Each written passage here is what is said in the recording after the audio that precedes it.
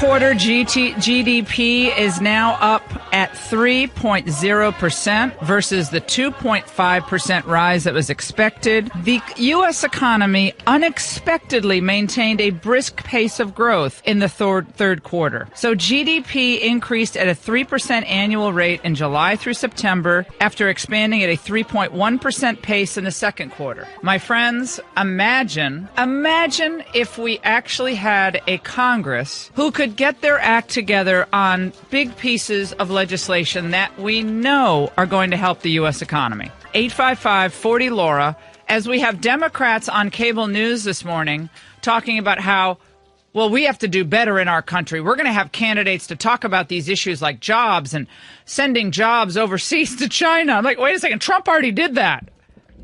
Isn't this amazing? I mean, think about it. He doesn't have the tax cut through yet. He didn't get Obamacare through because the Congress couldn't do it. And we already are doing better than we did under Obama. 3.0% GDP. We've been asking if this was ever going to happen again in our country. We would have, in 2 quarters in a row, would have over 3%, 3% and over GDP, and we already have it. This tells you if Congress can get its act together and at the very least get this corporate tax rate down, then we are going to see, I think, even more of a boost for this economy. This is really good news. Well, the budget plan passed last night. That means the tax proposal is on its way. It's locked into the budget. That's a good sign. Well, Drudge reminds us today that the top 20% pay 90% of the taxes. So the top 20% income earners pay most of the taxes in the United States. Which is, I'm sorry, but it is obscene. But Donald Trump wants a middle class tax cut, a real relief. Yeah, the top 20% pay 95% of all income tax, and they're not getting an income tax cut in this. They're not getting it. They may pay actually get more. Well, you get rid of the state and local, tax deductions, and you're not going to have much of a tax cut at all. I mean, it looks like they're going to go up. Anyone making over $1 million is going to pay more in taxes. Well, maybe it's time to think about how we waste money on these overseas adventures, and think about how we send a lot of money over to Asia and this ridiculous trade deficit, which has come down a little bit, but not enough. This is great news for Trump. I mean, he's talked about this. America is finally back on the right track. But our country and our economy cannot take off like they should unless we transform America's outdated, complex, and extremely burdensome tax code. The president is heading to Asia next week, at the end of next week, and I had hoped that he would have done more barnstorming the country. Remember they promised that he was going to be all over the country? Whatever happened to that? I mean, he did a few speeches, but I think he needs to take this 3.1 and 3% GDP number, translate it to the American people. Like, look, we're just getting started. You're just getting to know us, our plan, our policies. Don't worry about the white noise, the static of all these personal squabbles. I'm going to stay focused on you. And let me tell you why this is going to work for your family and why this is essential for America across the board. Our national security interests, our domestic interests, that we have to keep this economy going for everybody. And this needs to be a broad-based gross domestic product that redounds to everybody's benefit. Donald Trump has said from the very beginning, let me have my agenda pushed through, help me get this agenda advanced, and this will be better for the country. He's made this case consistently, and to a unwilling, to some extent, Congress, Republicans have been slow to the understanding of all this. They can't get their act together. Now it seems like there is a new sense of urgency. Congress says they want to get this tax reform done in the next 27 days, because we know this, they're just going to, end up going on long vacations. You see what's happening with the economy. We've picked up $3 trillion in value, and our companies are bringing people back to work. Think about the hurricanes that this country has endured, the natural disasters that this country has endured, and yet, listen to this.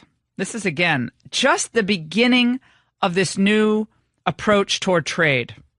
Lighthizer and at USTR, Wilbur Ross at the Commerce Department, they're renegotiating NAFTA. They're sending a message to China, oh, no, you won't, on these intellectual property thievery that China's been involved in. And check this out. Exports increased at a 2.3% rate in the third quarter, while imports, that means all the foreign goods coming here, fell at a 0.8% pace. That's a better direction for us.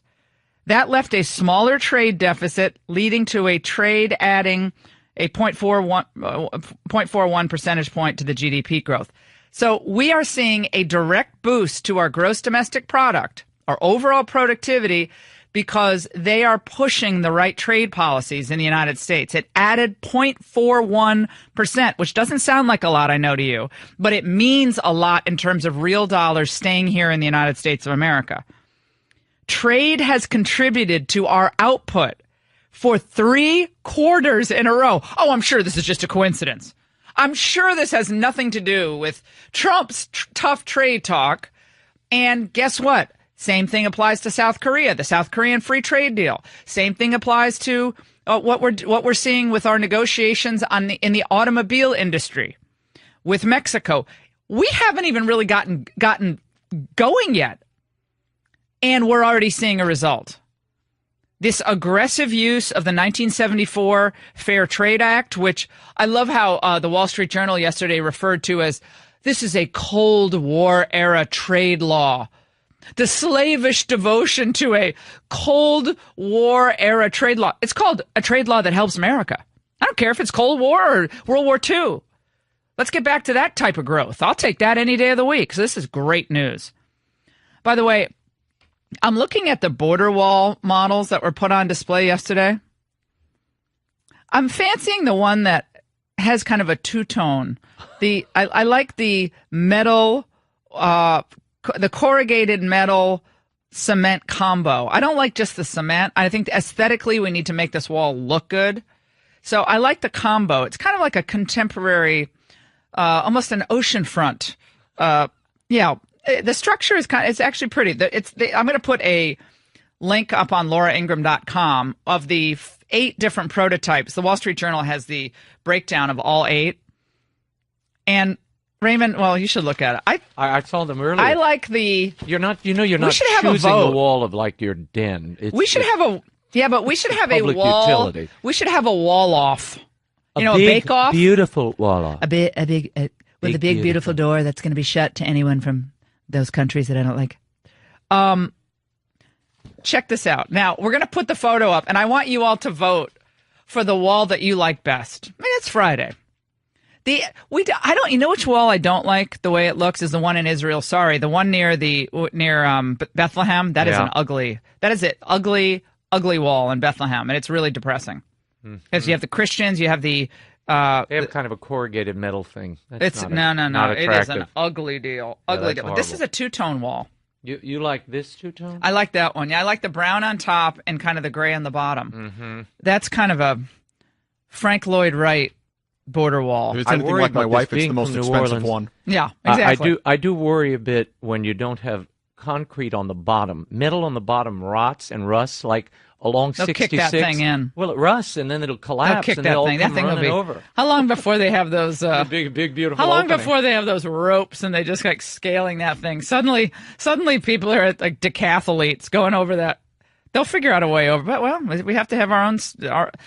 If we can hit home plate on Yankee Stadium from outer space with a weapon, if we wanted to, I think we could do a wall that people can't easily get over. I think we could build a wall that would be fairly impenetrable. I mean, we do have satellites that are roaming all about our galaxy. I think we can possibly, handle this. I love suddenly where there's a will, there's not a way. There's no will. Oh no, this is not practical. No, but it is practical to think that 11 million people coming here illegally are going to meld right into society and we're not going to have any social problems. That's practical thinking. 855-40-LAURA. We're going to talk to Jay Sekulow. He's going to be joining us. What he thinks about this Uranium One deal. Where's the real Russian collusion? And a Secret Service agent best known for jumping on a car during the assassination of John F. Kennedy and protecting Jackie Kennedy. He's going to join us. How old is he? I don't know, but there's all kinds of new revelations coming out in this thing. People were taking bets 3 weeks before JFK died, like he'll be dead in 3 weeks. So was there a plot? Was this being planned? Kirk Cameron's going to join us. He has a new film called Saving Christmas. Is that right? Saving Christmas and Mercy Rule. His family films. He's going to talk about that. And we have a lot more to get to. Well, when we come back. Oh. Well. Tease that. You got to tease it. Okay, on MSNBC today, there was a very poignant segment that Mika Brzezinski did about their friend Mark Halperin, who's been on this show many times over the years. Not recently, but he's been on many times. I've always thought he's a very smart analyst and pretty fair.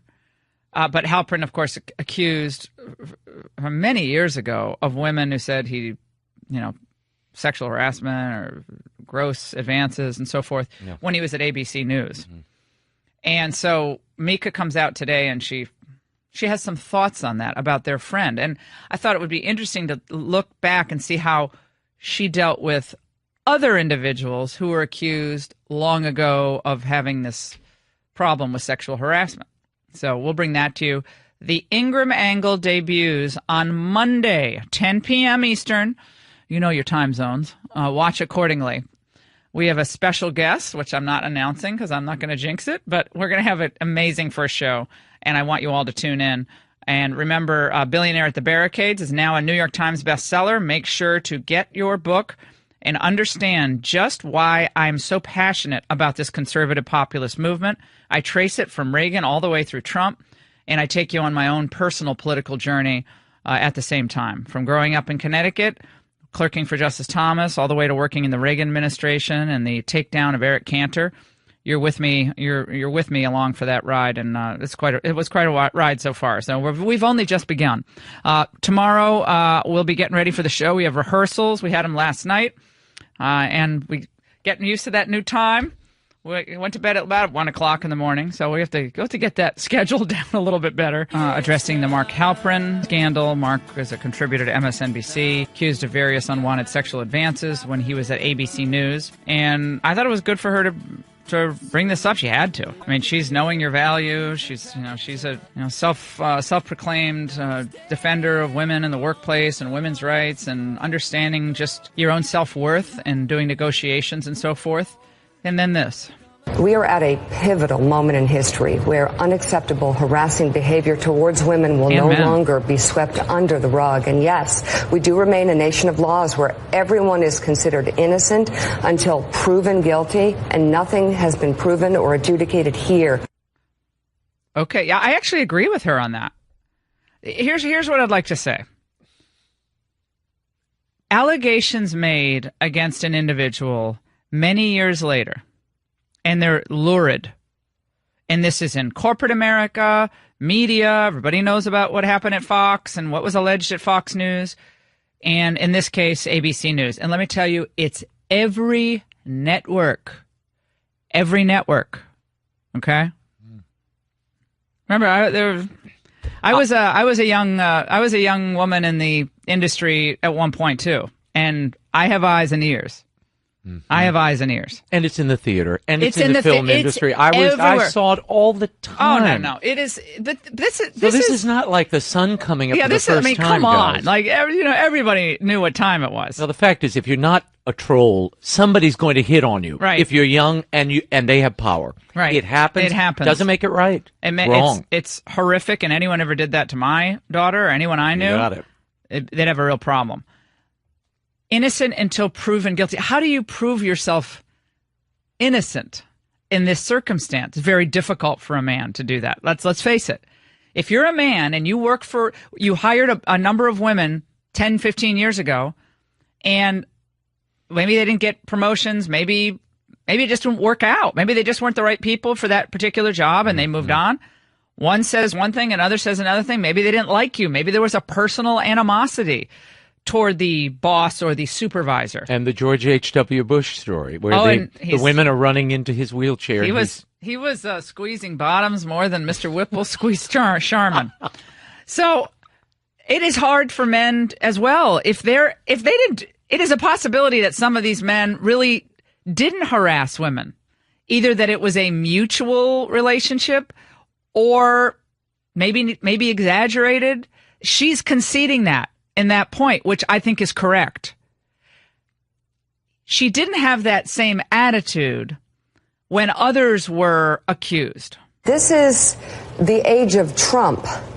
This is the age in which women who have any power, whether it's inconvenient or not, should be stepping up and pushing back. Talking about Donald Trump, and there's a lot of other stuff where she's been a lot harsher than that, where she doesn't get into innocent until proven guilty when it came to Trump or anyone at Fox. They went right after Ailes, Trump, O'Reilly. I mean, they really were brutal. Talk about convicting people. Well, they convicted him before anything. Day-long screeds. It just went on and on and on and on and on. But if you're someone listening to this, if you're a man, are you wary of hiring women now because of concerns of allegations? And if you're a woman, have you been sexually harassed in the workplace? 855-40-LAURA. Donald Trump speaking from the heart, his own life experience. His brother died of alcoholism. And when I've heard him speak just personally, when I've been with him about this issue, boy, hits him right in the heart. And he passed on that view of alcohol and tobacco to his kids. And as far as I know, they don't drink or smoke either. And now you move from drinking and smoking to what we're seeing today with this opioid epidemic. By the way, a lot of the opioid overdoses begin with pot, begin with marijuana.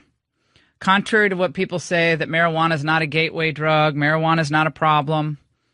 Well, Eric Bolling's son, this came out yesterday, who died of an accidental opioid overdose, was also using marijuana at or around the time of his death.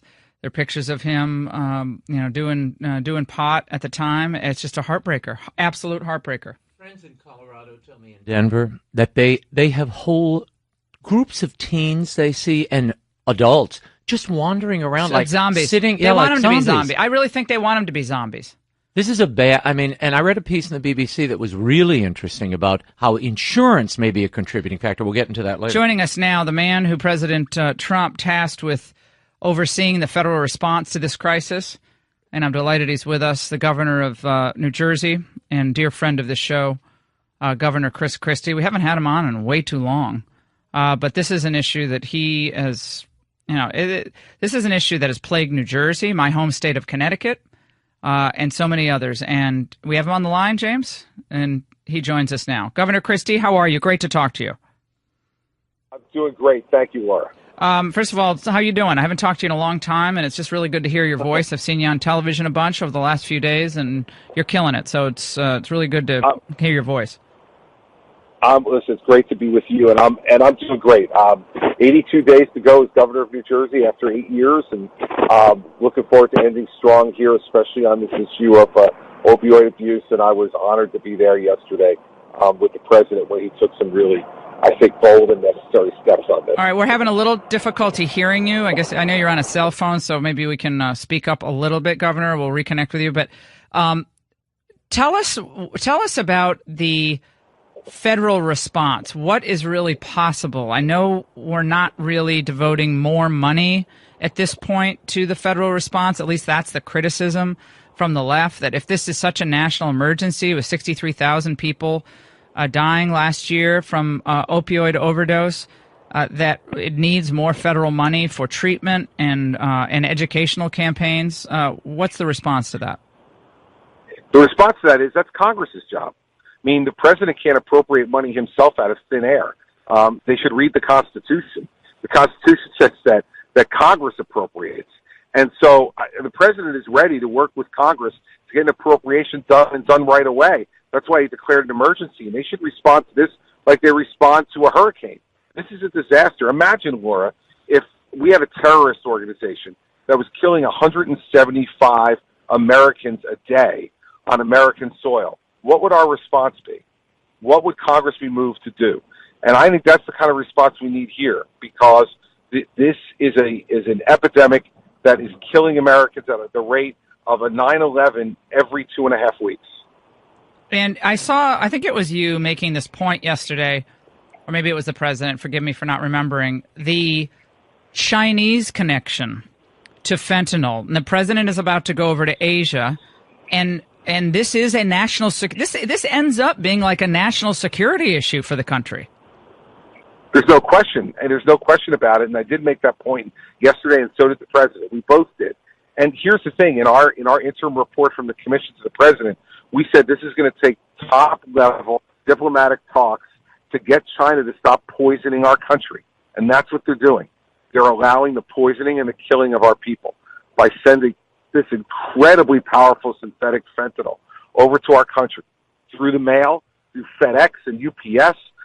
This is outrageous. And, yeah, we need to get tougher on the border, as you and I have talked about before. We need to enhance what Border Patrol can do and the Postal Service can do in terms of intercepting this stuff that's coming in. But I know that this president, he's going to sit across from President Xi when he goes over there and say, this is an issue that's killing my people, and I need you to help make it stop. Governor Christie, there is an enormous amount of money nationwide, and I'm talking tens of billions, if not hundreds of billions of dollars, riding on a national campaign to legalize marijuana. In almost every case that I've dug into with opioid overdose, the individual began with recreational use of marijuana. It doesn't mean that everyone who uses pot recreationally will become an opioid fatality. Nevertheless, pot seems to pave the way for many people to a stronger medication and a stronger illicit drug such as heroin or painkillers. What is your view now on this? Do you have any different view on pot today than you had at the beginning of your overseeing this effort? No, if anything, it's made it stronger against legalizing marijuana. Let's put aside all the politics of this, Laura, and let's look at what the National Institutes of Health has said.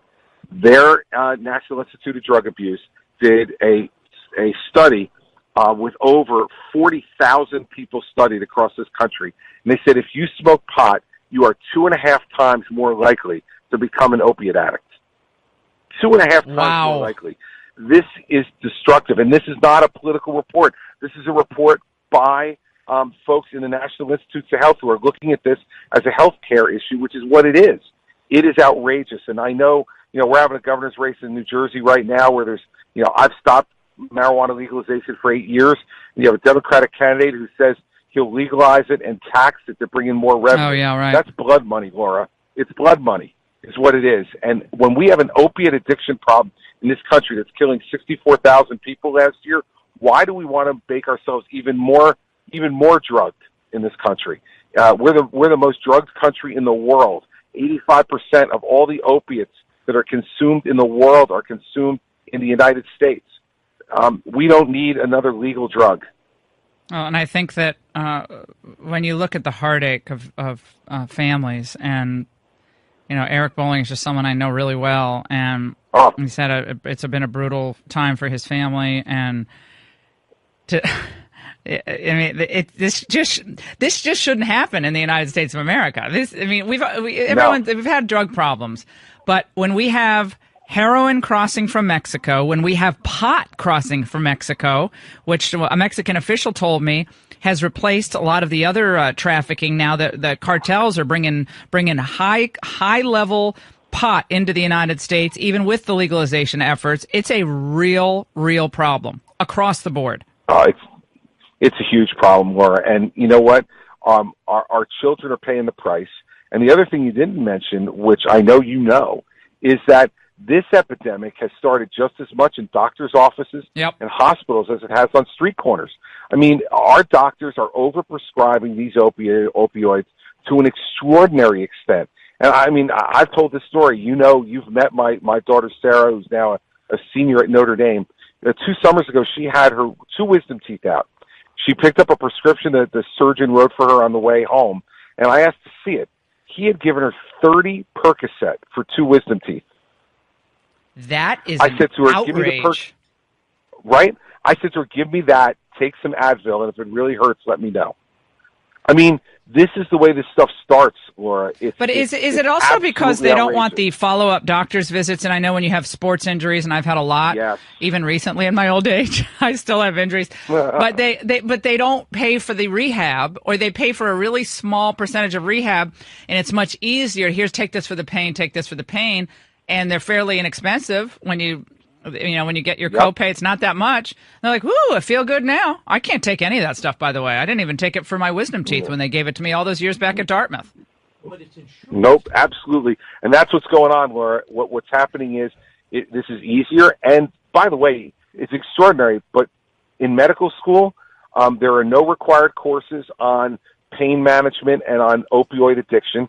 And for these folks to get their DEA license to write these prescriptions, they do not have to engage in any continuing medical education to keep that license on how to treat addicts and how to avoid making people addicted to these things. This is crazy. You and I, as lawyers, we have to go through continuing legal education to keep our license.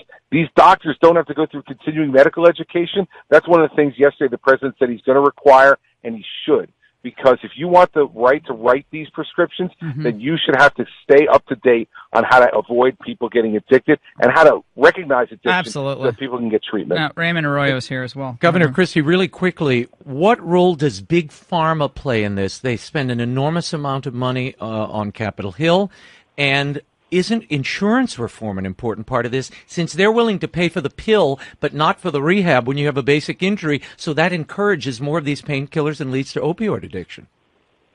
Raymond, you're right on both fronts. That's why our commission hearing last week had every major health insurer in the nation in there to answer our questions on this issue. And there's no doubt when you see our final report, which will come out next week, you'll see a number of areas where we think there has to be much more aggressive regulation of these companies regarding how they give out these pills and why they're not paying for other alternative modalities to deal with pain. On the pharma side, the fact is that we need to make sure that these guys are developing non-opioid alternatives to pain management. And these compounds are out there to be developed, but they're making so much money off of the other stuff that they don't want to invest in it. No. And, the problem is there's very few pharmaceutical companies that make these opioids, but the ones that do have made a fortune out of it. And that's why we've also engaged the bigger pharmaceutical companies to say, you have a moral responsibility to develop non-opioid pain management. Hey, Governor, I have to ask you about a couple of other issues really quickly, if you don't mind. Jeff Flake is making the rounds, Corker making the rounds. It gets very personal. Their ire directed toward the president. They say the president's agenda can be heartless, it can be anti-immigrant, it's anti-trade, and it's intolerant. Specifically with Flake, what's your reaction to his big swan song? So my reaction is that I don't care for people who identify a problem and don't identify solutions and then walk away throwing bombs as they walk away. Engage in making the dialogue more effective in Washington.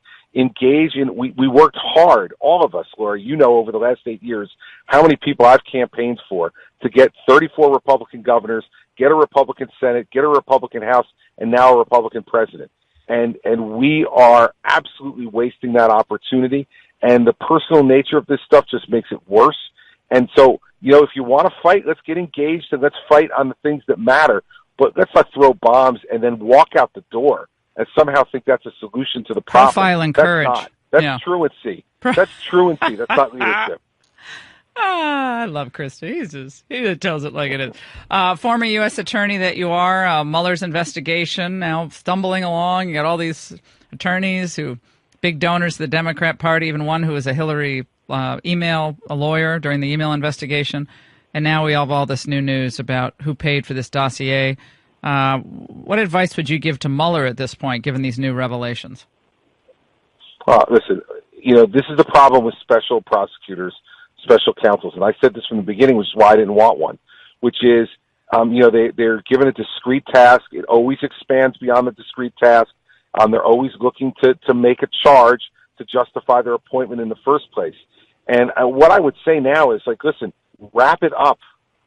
It's, get to work, get it done, and come to the conclusions on the question that everybody who's told me they were interested in, which is, was there collusion between the Russian government and the Trump campaign in the 2016 presidential campaign? That's what we're supposed to be looking at. And I fear, remember, Monica Lewinsky and Bill Clinton didn't meet till 19 months after the special counsel was appointed. These things tend to take a life of their own on, Laura. And you get a bunch of lawyers in a room, and especially if they're looking to make a name for themselves, that's not what we should be having happen in this country. The Justice Department should have handled this themselves from the beginning, and I think it was a huge mistake to put a special prosecutor in place. That's Rosenstein. This is what we have the Justice Department for. Yeah, that's Rosenstein, and Sessions recusing himself. I think Trump was right. He should never recused himself, and once you give it over to Rosenstein, I could have called that one from the very beginning. Chris Christie, please come back soon. We love having you on, and thank you so much for the work you're doing on this critically important issue. Your leadership is just so needed now, more than ever. And come back soon, and give my best to Mary Pat and the kids, please. I will. Thanks, Laura, and Raymond. Thank you as well. All right, come on the TV show soon. We need you on the TV show. So we'll call you separately on that, Governor Christie. We want to do the weather reports. I saw Fox and Friends this morning. We'll do weather reports. We'll do sports with Christie. We'll do everything politics. All right, stay with. It's very confusing when someone is on a major national cable show and says they haven't met Harvey Weinstein. And then it turns out earlier they actually had met Harvey Weinstein. Yeah, she said, well, I've never met Harvey Weinstein. Wait a minute. Yeah, so what we need to do is we play the first bite where she says, I've never met him. Then we show, oh, really? Then you play. Yeah. Then you play. Oh, well, hi, Harvey. So she said she didn't know him. And then we go back in time, check the archives, and found. Yeah, actually has met him. What is not talking about it is, come on now. Well, I'm just wondering. Oscar-winning producer Harvey Weinstein. But Harvey's here. Okay. Yeah, she had a 3-book deal with Miramax, right? Their Miramax imprint? With Weinstein imprint. Weinstein imprint, yeah. Which Harvey Weinstein and his company owned. It's like, maybe she just forgot. I can be forgetful. Laura, sometimes. You don't forget. I met Harvey Weinstein. I met him when he did that Giver movie with the. Yep, I met him too. He didn't approach me in the robe, thank goodness. Oh my, that would have been a horror show. I mean, just in time for Halloween. Yeah. Like I did. Here's the thing. How many terry cloth robes do you think we're going to see this Halloween? People running around in terry cloth robes. Well, my rhinestone cowboy hat is ready for. Oh, I'm ready. You're doing the full Frederica. I'm totally ready. I have the rhinestone cowboy hat. I have a lot of passion. A matching rhinestone. Suit. I got it all. Pantsuit. It's like a whole Vegas number. Wow. I got it all set. It's going to look really good. I'm totally spoiling my surprise for now. You're going to have a little plastic phone coming out of your purse? Were you eavesdropping on the presidential calls? My kids had this trunk or treat. What is it? Last night at school. Well, here's trunk or treat. The parents have to decorate the back of their car. They open up the hatchback or the trunk of the car, and then they decorate it because this is Christmas practically. No, it's Halloween. I know, but people treat Halloween like Christmas. Do you know people? This is like at the end of the day, and of course we have a half a day yesterday at school. Now today they're off to make room for trunk or treat. Right now, and today they're off, and. It was fun, I've got to say. It was really fun. And so all the cars, they back up into the parking lot. It's like a Halloween tailgate. That is a very apt description of what it was. Halloween tailgate. And, of course, I'm roaming around trying to find the kids. And then all of a sudden I say, so there seem to be adult beverages. Oh, there were? I ran into someone and I said, what's going on in the back of that trunk? It's supposed to be trunk or treat. Well, he said treat for the parents. He opens up. He has the whole bar in the back. I said, "This is Well, he came for drunk or treat. A drunk or treat. Different. No, but the kids are. And then the kids are going car to car, and they're getting their treats, and so it was fun. And they all dressed up in crazy outfits. They have a contest, and the kids just love it. They're running around, and so at this particular trunk where they had the full bar, I said, well, where's your candy? And we ran out of candy. The kids are coming along and they're like, oh, I'll have one of those. I'm like, no. That's the adult treat. But people really go all out for this trunk or treat. This was there was one woman who made a entire police like phone booth, like one of the old fashioned ones where you call the police in the booth. And I said, how did you bring this to the school? She's like, oh, we assembled it here. Who has time for this? People had lights, some light sources, like different type of orange and black lights and all the webs. And then I reached in because I like the $100,000 bar. That's my favorite. And I like the Mounds. I like the Mounds, Almond Joy, and the $100,000 bar. Those are my favorites. So I reached in, and then they had one of those Chinese hands that grabbed my hand. Oh, I screamed. I said, you mean it was an effect, like a little it was one of those hands that comes out at you when you're reaching Chinese in. Hand. It was made in China. A refugee came in, or they put him in the bottom of the cauldron or something. You got to clarify. I'm trying to translate for the audience. Now, Nico, by the way, when he goes into stores, he picks stuff up. We went into that Party Time store, and he goes, oh, this is cheap junk made in China. He says it really loud, and there are Asian people who are like walking down the aisle. I'm like, shh. Nico, stop saying that. It's like, this is junk made in China, Mommy. Says it really loud. Oh, no. It's so bad. But it was scary. I just showed Elisa a picture of Dimitri and me, and I don't even know what that is he's wearing, but it's terrifying. It's Stranger Things 3. No, it's very... So we were talking about this issue of sexual harassment, which is dominating all the news. And it's I don't know which is a worse national crisis, the opioid addiction and emergency or sexual harassment, but they're treating both as the biggest historical pivot that we've taken since, whatever. And so Mika Brzezinski made this point today on her show to say that Mark Halperin, we take these allegations seriously. However, people are innocent until proven guilty. I think we have the soundbite somewhere. We can maybe play it. The president was asked if O'Reilly was being treated fairly. He responded, he is a person I know well. He's a good person. I think he shouldn't have settled. I don't think Bill did anything wrong. A couple of things. Mark Halperin, what do you make of the notion of the president addressing this in the Oval Office and taking it a step further? Doing what he did yesterday and commenting on Bill O'Reilly to reporters in the Oval Office right before his statement on Syria is not normal for a president. There's no reason for him to address it. None. Well, so it's okay for Mika to say, you are innocent until proven guilty and we stand with our friends, but the president couldn't do that. That was them commenting just a few months ago. But was Halperin saying it wasn't right for him not to address it, or it wasn't inappropriate for him to address it at all? No president should do this.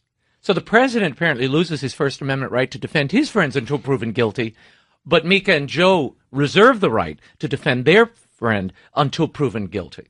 Yes, we do remain a nation of laws where everyone is considered innocent until proven guilty. Did that apply to Donald Trump? Did it apply to O'Reilly, Ailes, all these other people, or does it just apply to your friends? See, we asked this question last hour, and then we had Chris Christie on. We talked about opioid addiction, which is powerful, and he's got to be in the cabinet. He's got to be in the Trump cabinet. I don't, we can't. He's just too smart not to be, and I hope they find a place for him. I'd like him at DHS. I'd love him at DHS, or people that maybe HHS because of Christie. So we had him. We got off our topic that we were on, namely that if you're a man today, do you feel hesitant about hiring women or being alone with any woman without a man present or a witness present because you're worried that years later something you said, oh, you look nice today. I guess you can't say that anymore. You look nice today. You can't say that. I think that's one of the things you can't say. I don't even know if you can say. Can you say that to people? I have no idea. The rules are just everything's moving. I mean, it is creating a certain sterility. Like you can't hug someone. Thanks so much for being here. Thank you for all the help. Oh, wow, you look beautiful today. Your hair's different. Looks good. Thanks. I think I look really good today. Well, is that sexual harassment? No. Have I made you feel uncomfortable? And if I'm your boss, have I made you feel uncomfortable twice? Sterility, an antiseptic quality of the workplace. There has to be a middle ground where you're not sexually harassing someone, but you can have a nice, cordial relationship that's professional. Yeah, there is a way to do that. I think that does not, however, obviate the need to have a honest conversation about when men are hiring people or in a position of supervising people. Given the climate, given the concern, and a lot of it is justified, given these allegations and given what we're now understanding really does happen. If you didn't know it before, you know it now. Does it make people hesitant about hiring women or being in a room with a woman without a witness? 10 years, 12 years, 15 years from now, you know something? When I asked for a promotion and I didn't get it, he said this to me. He put his hand on me, and I rushed out the door and cried, and I didn't tell anyone because I was ashamed. Now, I'm sure that does happen, by the way, where, of course it happens. There is sin, we're all fallen people, and things happen in the workplace. But it does beg the question of what is this doing to our just comfort level at all and working with each other. Human relations at work. Human relationships. You do have to complain at the time. I do think you can't. I am woman, hear me roar. You're in the workplace. You've got to have the confidence to complain at the time about people. You can't complain 10 years later. That is just impossible. It's impossible. We have the Secret Service agent who jumped on the car during the assassination of JFK, protecting Jackie Kennedy. Clint Hill is going to join us, given this the new news about these 52 documents not previously seen of the thousands that Donald Trump, of course, wanted released. We'll take a break. 855-40-LAURA. How has this Harvey Weinstein story changed your own workplace, or how should it? 855-40-LAURA. You are listening to The Laura Ingraham Show, 855-40-LAURA. We have a lot to get to this hour. We're going to be talking to Henry Olsen. There's a great piece out about Ronald Reagan and the return of blue-collar conservatism. It's called... it's called my book, Billionaire at the Barricades, A Populist Revolution from Reagan to Trump.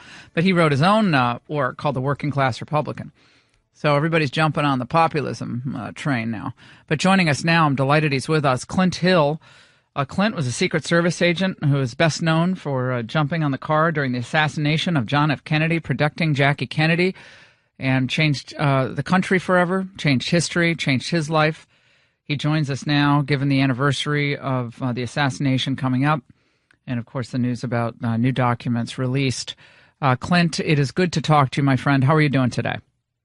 I'm doing just fine. How about yourself, Laura? I'm good. Clint, if you don't mind my asking, how old are you? If you were a 85. Secret 85. You sound like you're 65. But thank you. It's great to talk to you. Tell us, just take us back to that day in November, Dealey Plaza.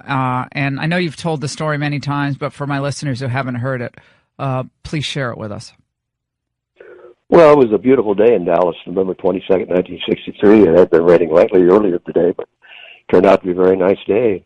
Weather-wise, crowds were extremely large. We were driving through the city, trying to get the president to his speech site at the Trade Mart. He was to speak there around lunchtime. As we proceeded through the city, the crowds were extremely large, exuberant, friendly. And we got to an area called Dealey Plaza. That was at the intersection of Houston and Elm. We had to go that way in order to get to our destination. We didn't have any real good choice from that travel lane. So we were traveling down Elm Street, and going through Dealey Plaza, little grassy area there, and I was in the car right behind the presidential vehicle. I was on the outside of the running board in the front position on the left side. I was viewing the area where the grass was, and there weren't many people there. There was a triple underpass we had to go under a railroad track. There was some police up there, so that was not any concern to me. And all of a sudden, I hear this explosive noise over my right shoulder. It came from the rear. It sounded like an elevated position, but I didn't recognize it as a gunshot initially. And I turned toward it to see what it was, and I only got as far as the presidential vehicle because I saw President Kennedy grab at his throat and start to fall to his left. He had a back brace on, so he couldn't have gone any other direction. He was seated immediately behind John Connally, and the space was so tight in the car that the President's knees were right up against the back of Connally's chair, actually. So I realized then that that was a gunshot, and I jumped from my position, running toward the President's car, trying to get up on the top of the back of it there to form a Did you know at that point how fatal the shot was, or the shots were? Well, when I jumped from the car, no, because there had only been one shot at that time. It had hit the President, but it hit him at about the neckline from the rear, and it came out right at the point of the knot on the tie in the front, neck to tie. Didn't hit any hard surfaces between the two entry and exit points. So that was a survivable wound. But as I ran, they told me later that there was a second shot. I didn't even hear it because of the noise of the. And so you jumped on, just so we understand, then you jumped on Mrs. Kennedy, correct? I jumped in the back of the car. She came up in the trunk. She was trying to retrieve material that came out of the wound, the head wound from the President, from what turned out to be the third shot, the second one to hit the President. Hit him in the head. His head was down low when it entered, so it entered the back of the head and exited just above the right ear. At that point, and you saw that? Well, I saw it and I felt it because some of the material, the blood, the brain matter, and the bone fragments got on me and got on the car and got on Mrs. Kennedy. It was just a shower of that material because it was such an eruption. It was so violent. And so when I got up on the car and put Mrs. Kennedy back in the seat, then the President's body fell farther to its left. His head ended up in her lap. The right side of his face was up. Could see his eyes were fixed. There was a hole in the skull. I could see in that hole there was no brain matter there whatsoever. So I assumed it was a fatal wound. I then turned to the other agents and gave a thumbs down, indicating how serious it was, and I screamed to the driver to get us to a hospital. And the driver accelerated very fast. Chief of Police Curry got in front of us in a lead car and took us to Parkland Hospital. Are you the only? How many Secret Service agents who were there that day are still alive? Oh, see, 1, 2, 4. 4 of you. But one's had a stroke. He's been in the hospital since 2009. And the other two just don't even talk about it. Yeah. Oh, my goodness. Clint, it's a day that changed, American history. Obviously changed your life I know you something you never get over. And you were there. You're in the Zapruder film. We see you. And we just appreciate your sharing your thoughts. We're going to try to hook back up with Clint later on in the show to talk about these new documents that came out as well. We really appreciate your thoughts today. Clint Hill on The Laura Ingraham Show. If you've listened to my show for any length of time, you know how much I love the folks at Food for the Poor. They do what they say, which is unusual in the town that I live in. And their financial integrity is unequaled. And, of course, I've seen their work personally, traveled with them to Central America, and see firsthand just the amazing love and help they give people most in need. And right now, the people who need the most happen to be the ones who've suffered so badly in the Caribbean in these hurricanes. A lot of the news reports are waning in the Caribbean, but the help is really needed now. And that's why I'm asking you for help. I want you to help people in real need. Save lives there. Just $50 can provide food for a year and clean water for life for a child. $50. Imagine that. $250 does the same for the average size family. So help Food for the Poor. They're an amazing team. Help those most in need. No one does this better. And I've seen what they do. They've changed lives. They've changed them forever.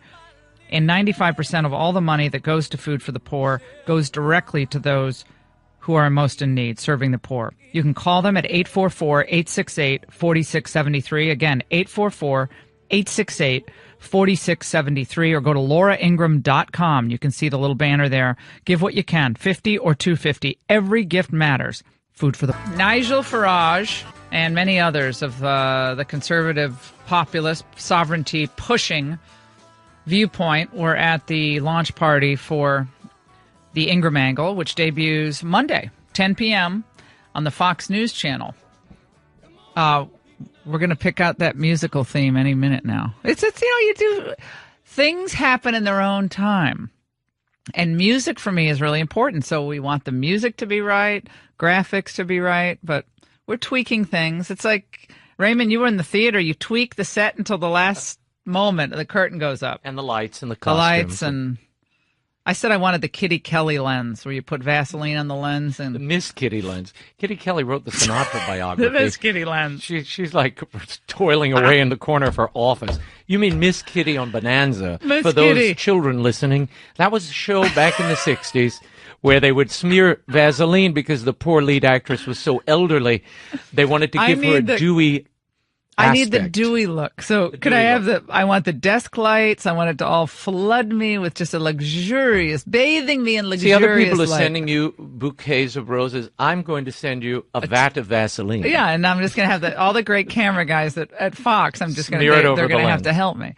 But the rise of conservative populism in Billionaire at the Barricades, I talked about how from Ross Perot to Buchanan, of course, then Rick Santorum, Mike Huckabee, even George Bush. He said we're going to have a humble foreign policy, returning power to the people. Sounded and very Clinton. Oh, Bill Clinton was a bit of a populist. He had his sister soldier moment. Then he had his welfare reform that he did with Newt Gingrich, and he had to become more popular because, heck, after that midterm election loss and Hillary care going down in flames, he had to be a lot more pragmatic, and on some issues he was. Even Barack Obama, you have to look for it, but even he had his popular, populist tonality, and we go through all of that in the book. And make sure that you get your copy. Thanksgiving, you got to visit someone for Thanksgiving. You get them a good book. You drop that down on the table, and that'll get them started talking. So we'll get into all of this, and we have a great guest on.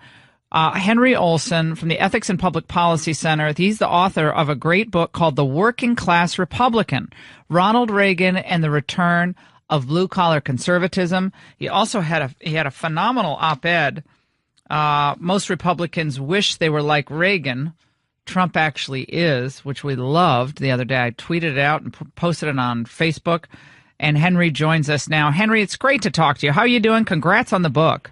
Well, thank you very much. I'm doing great, and that sounds like you're doing even better. Well, we're having a lot of fun, and look, you and I are on this the sovereignty push and tracing the roots of this modern day conservative populism, economic nationalism, blue collar conservatism. The nomenclature is out there, but it's a curious thing when you have people like Jeff Flake and Bob Corker claiming to have captured the mantle of what conservatism really is, and then basically picking up their marbles and going home, as Donald Trump is remaking the party, or at least reorienting the party. Yeah, well, Trump is giving voice to the Republican voters and the non-Republican voters who have felt disenfranchised by both party elites for decades.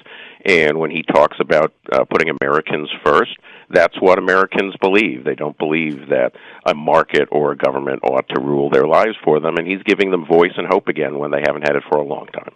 Do you believe, Henry, that the old-style Republican Party, I call them Bush Republicans, more globalist Republicans, big government Republicans, folks like, of course, Jeb Bush or even Marco Rubio to some extent, and the Corker wing, the McCain wing, much more prone to military intervention, big government greatness programs and so forth.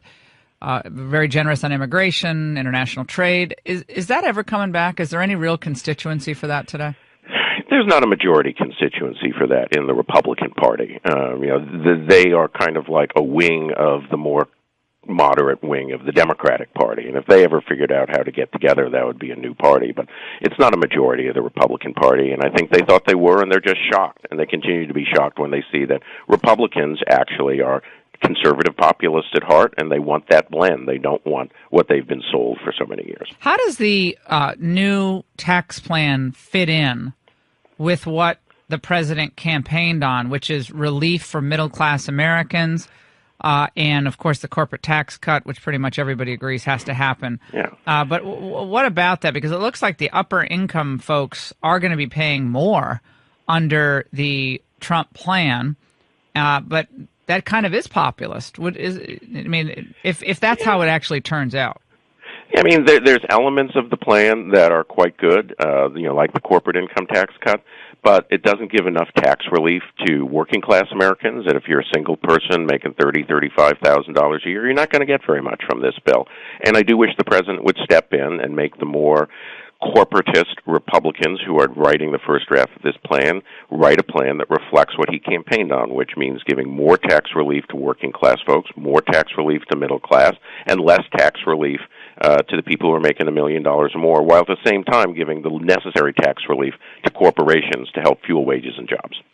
Hillary Clinton has been on the never-ending book tour herself. I mean, she's now giving ham radio interviews in Guam, so she's moving the needle on what happened to the name of her book.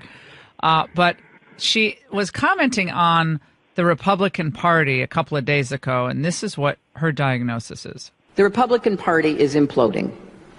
It is becoming a far-right, captive party to ideological, religious, and commercial interests, and taking every step they can to maintain power on behalf of themselves and those who are like-minded.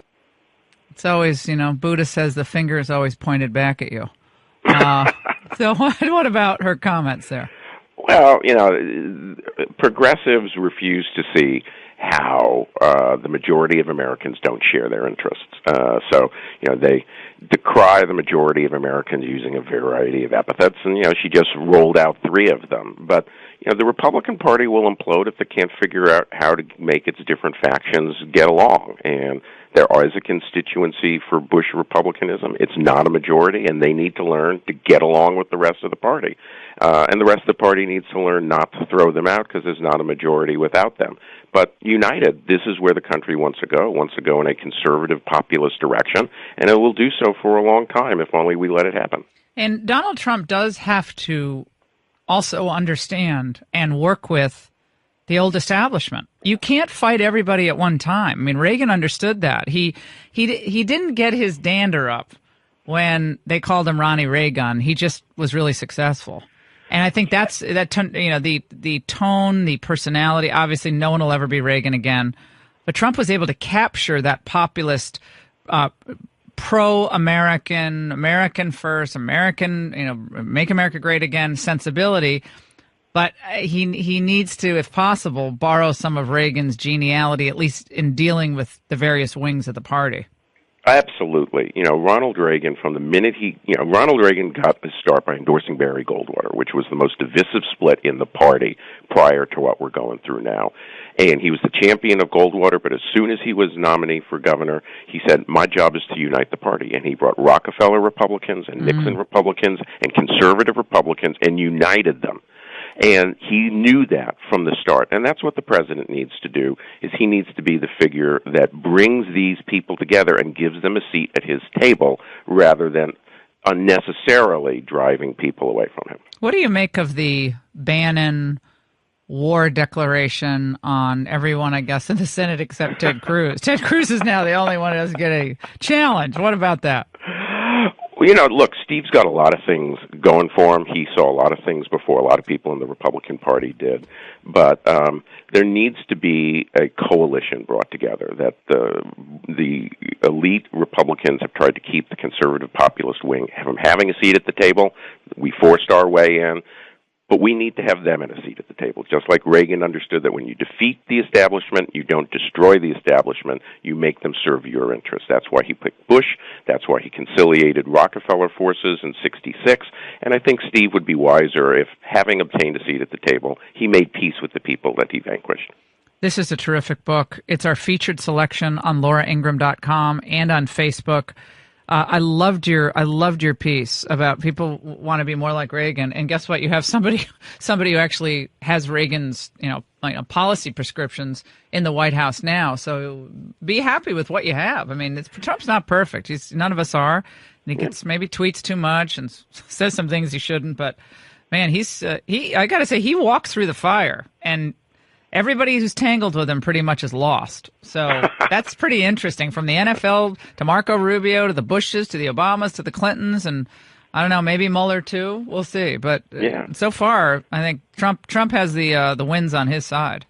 Well, look, this is a man who, when he got into the race 2 years ago, Republicans didn't like him and Democrats hated him. And today Republicans love him and independents generally are okay with him if they're open to a Republican appeal. And the Democrats still don't like him. This is a guy who has remade the world, and it's really not a good idea to, as Bush used to say, misunderestimate him. Henry, love having you on. I hope you come on TV. Will you come on TV sometime with me? Absolutely. Invite me and I'll be there. Oh, fantastic. The Working Class Republican. Terrific book. Terrific guest. Henry, keep writing out there. We need you out there. We'll take a break on the Laura Ingraham Show, 855-40-LAURA. And remember, Equifax breach, a lot of people, you read these headlines about, my identity might have been compromised and the credit reports. 143 million consumers, 143 million have had their credit history breached. My friends, Yahoo, if you used a Yahoo account, it turns out all 3 billion Yahoo users' accounts have been impacted. Well, now is the time to get protection. Sign up for LifeLock today. They use proprietary technology to guard your accounts.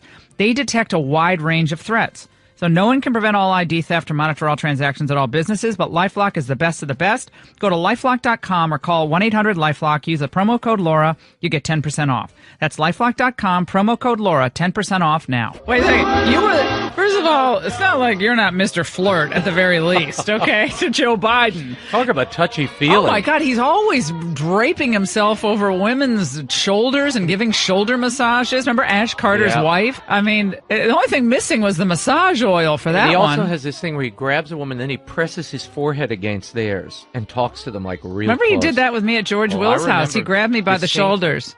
God's honest truth, Ingraham. You're my favorite of the right-wing nuts. You're my favorite. Ingraham. Oh, Jay, what's his name? Jay Carney was over there going, oh, God. He was the press secretary at the time for Biden. Calling in the Secret Service. And he was, let's get out of here. Ingram's going to talk about this on the show. I mean, I kind of do like Joe Biden. So Lady Gaga was also. Is there anyone who hasn't been sexually assaulted or abused in the workplace? I mean, at this point, pretty much you're left out of the agony here if you're not coming forward and saying something. Right. It is amazing. Like pretty much really almost every single celebrity of any note has said they were sexually harassed. Right. And I guess afraid to speak out.